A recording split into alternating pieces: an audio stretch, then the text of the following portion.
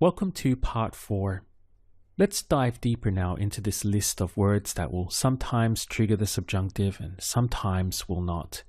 The next one in our list is después de que, which is used for after. So let's look at this example sentence. We watch TV after we study each night. This immediately suggests regular behavior. So we have vemos la tele después de que estudiamos cada noche. Here the verb is estudiar, and so we have estudiamos. So it's indicative, it's not subjunctive, just treated normally.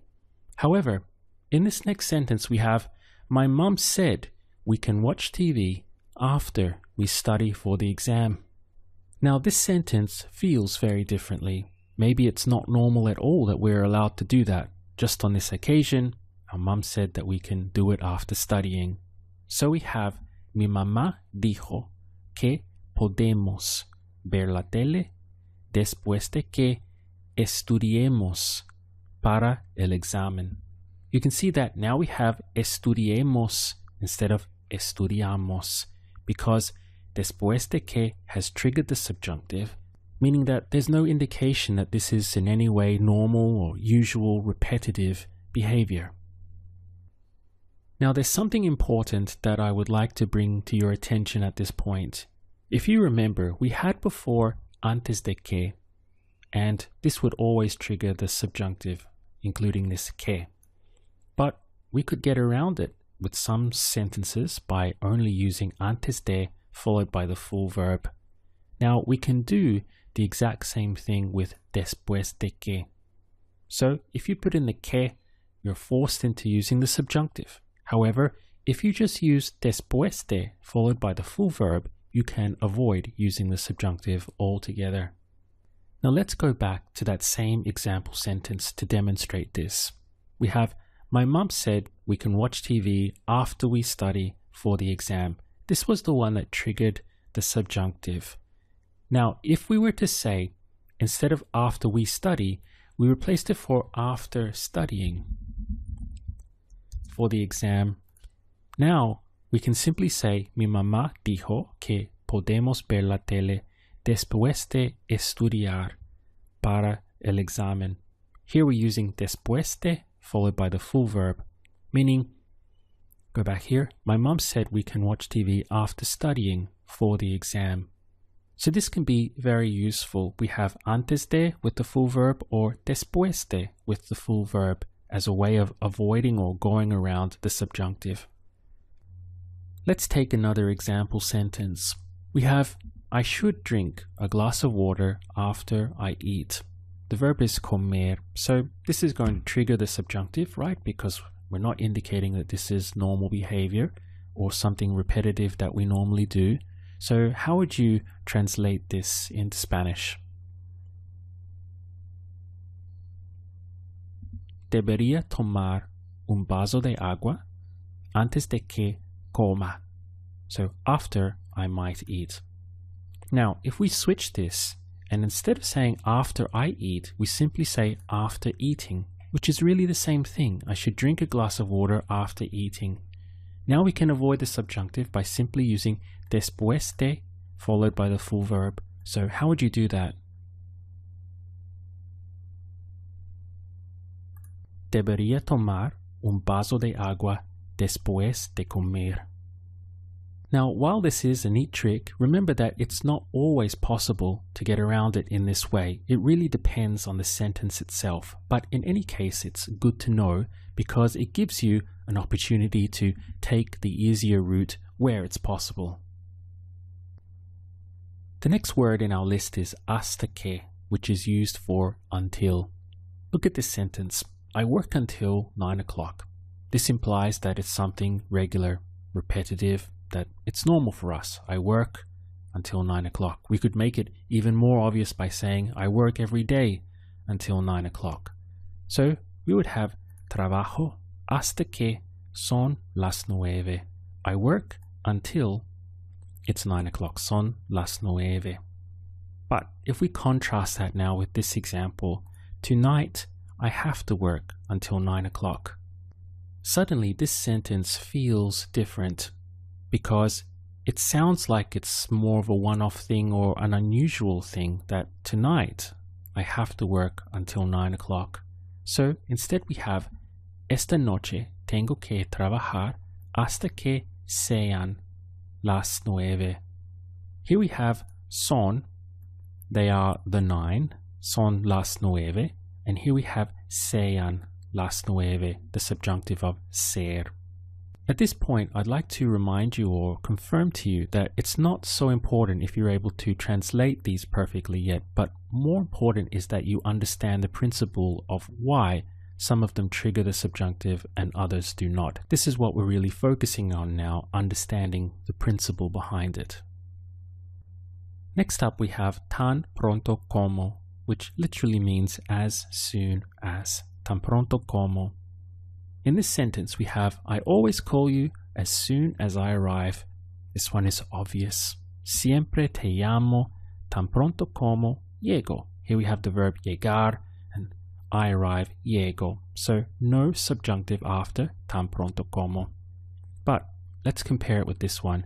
As soon as I arrive, I'll call you. So this does not have the same feel. I always call you as soon as I arrive versus as soon as I arrive, I'll call you. Now, tan pronto como is going to trigger the subjunctive. So we have tan pronto como llegue, te llamo. As soon as I might arrive, I'll call you. The last one in our list is mientras, which is used for while. Now, this is a tricky one. It's even more delicate. Look at this example. We have my sister waits here while I buy a coffee. What's going on is two actions happening at the same time. So they're happening simultaneously. So my sister is waiting here and at the same time I'm buying a coffee, separated by the word while. Now in these situations there's no subjunctive after mientras, where you have two actions happening simultaneously, as in this example. My sister waits and at the same time I'm buying a coffee. You don't need to use the subjunctive after while. So the sentence would be mi hermana espera aquí mientras compro un café. Here you can see clearly I buy with compro treated normally. Now in order for mientras to trigger the subjunctive, the English sentence must imply as long as. So, for example, I won't go out as long as it's raining. You could also say I won't go out while it's raining. But it's important in order to make a correct decision about whether to use the subjunctive after mientras that you're able to substitute this into your English. So you could say I won't go out as long as it's raining. Okay, so this is now a trigger for the subjunctive, this phrase, as long as. But you might also say in English, I won't go out while it's raining. The important thing is that in the background, this phrase, as long as, is being implied. And when that happens, you trigger the subjunctive. So we have, no voy a salir mientras esté lloviendo. The verb for to rain is llover. So we have esté lloviendo. Again, don't worry if you're not able to pick the translations. Just worry about understanding the principle at this point. Here's another one for you. I won't go back to work as long as they treat me this way. So you could equally say I won't go back to my work while they're treating me this way. In any case, this is being implied. As long as this is going on, I won't do something else. When you have that sense implied in English, you're going to trigger the subjunctive. So we have no voy a regresar a mi trabajo mientras me traten. Remember the verb to treat is tratar, an AR verb, but here it's gone into the subjunctive because this mientras is implying as long as they're treating me badly or treating me this way, I'm not going to go back to work. So this is the delicate key that we must be aware of when using the word mientras for while. When things are happening at the same time, there's no subjunctive.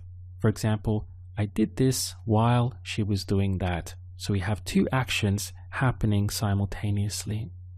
More examples could be, I watched TV while she cooked dinner. Or I prepared dessert while the lasagna was cooking in the oven. You see, these are actions happening simultaneously, so no subjunctive after mientras. It's only when mientras or while is suggesting as long as, when that's being implied in English, then it will trigger the subjunctive. For example, I won't swim in the sea while there are sharks. This implies I won't swim in the sea as long as there are sharks. Or, I can't buy it while it's so expensive.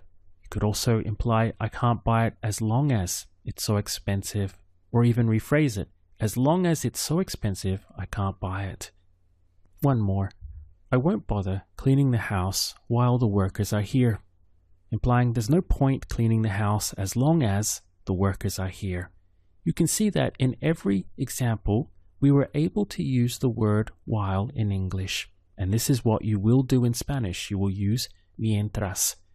The important thing is that this mientras or while is implying at the same time in English as long as.